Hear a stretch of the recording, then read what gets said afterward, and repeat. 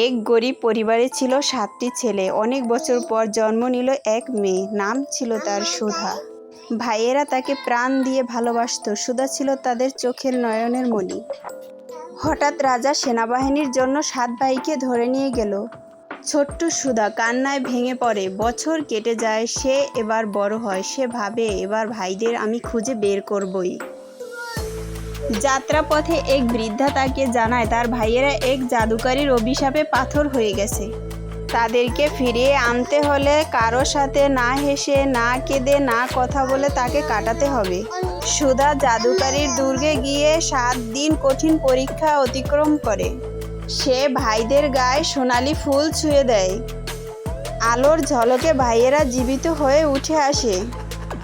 ভাই বোনেরা এক হয়ে আবার ফিরে আসে বাড়িতে। ভালোবাসা, সাহস আর ত্যাগ দিয়ে সুধা প্রমাণ করে সে সত্যিই ৭ ভাইয়ের রক্ষা করতি। তো বন্ধুরা, গল্পটি কেমন হয়েছে অবশ্যই কমেন্টে জানাবে।